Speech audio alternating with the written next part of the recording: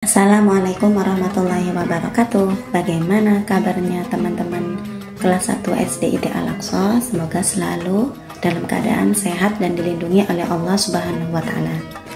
Bismillahirrahmanirrahim. Di sini Ustazah akan menjelaskan materi sirah kelas 1 yang berjudul Nenek Moyang Nabi Muhammad Shallallahu alaihi wasallam.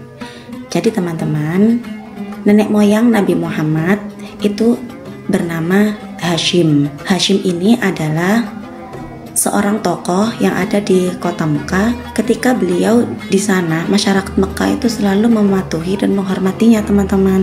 Karena apa?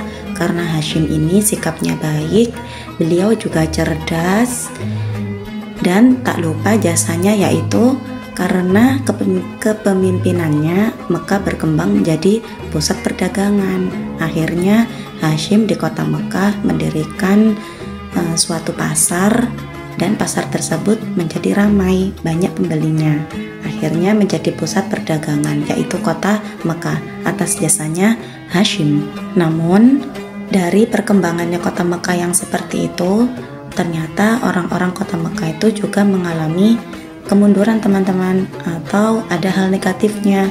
Hal negatifnya yaitu orang-orang Mekah itu masyarakatnya jahiliyah. Jahiliyah itu adalah masa kebodohan. Loh Ustazah, apakah orang-orang Mekah itu orang-orangnya bodoh? Loh, tentu bukan. Orang Mekah itu pintar-pintar loh, soleh-solehah. Mereka tuh sering untuk menemukan obat dari segala penyakit, terus ahli astronomi, ahli ilmu-ilmuwan yang lain sebagainya. Tapi kenapa kok dinilai masyarakat jahiliyah, masa-masa kebodohan? Kenapa? Ternyata orang-orang Mekah itu banyak yang mempercayai tahayul teman-teman. Contohnya ketika mereka berjalan ada burung yang terbang. Ketika burung tersebut belok kiri, mereka akan meyakininya bahwa mereka akan mengalami kesialan dalam kehidupannya. Tapi kalau ada burung yang terbang beloknya ke arah kanan, maka mereka akan mendapatkan suatu kebaikan. Lah, mempercayai tahayul ini nggak boleh ya teman-teman. Terus yang kedua, kenapa kok disebut masyarakat jahiliyah, orang-orang kota Mekah pada saat itu? Karena mereka itu masih menyembah berhala. Sampai-sampai mereka itu mau memberikan segala sesuatu makanan, bahkan sampai anak-anak mereka kasihkan kepada berhala atau patung tersebut. Subhanallah. Terus yang ketiga, kenapa mereka dinamakan masyarakat jahiliyah? Karena mereka itu suka mabuk-mabukan, minum minuman keras. Sudah minum minuman keras, mereka juga suka bermain judi. Ya Allah, naudzubillahi min dzalik ya teman-teman. Terus kemudian ada lagi, kenapa disebut masyarakat jahiliyah? Masyarakat yang masa kebodohan. Ternyata mereka itu suka mencuri, mengambil barang-barang orang lain, merampok, terus kemudian tidak menyayangi hewan, menyiksa hewan. Hal-hal yang negatif, hal-hal yang tidak sholih itu yang mereka lakukan, kebiasaan teman-teman di setiap harinya. Naudzubillah min dzalik ya, jangan sampai kita dijauhkan lah ya dari hal yang seperti itu. Suatu ketika Hashim ini teman-teman berangkat berdagang di wilayah Palestina. Hashim ini ceritanya sudah menikah dengan seorang wanita yang bernama Salma. Istrinya Hashim ini ternyata sudah mengandung ya teman-teman. Kemudian ditinggal Hashim untuk berdagang di Palestina. Qadarullah, ternyata ketika berdagang di kota Palestina, Hashim meninggal dunia.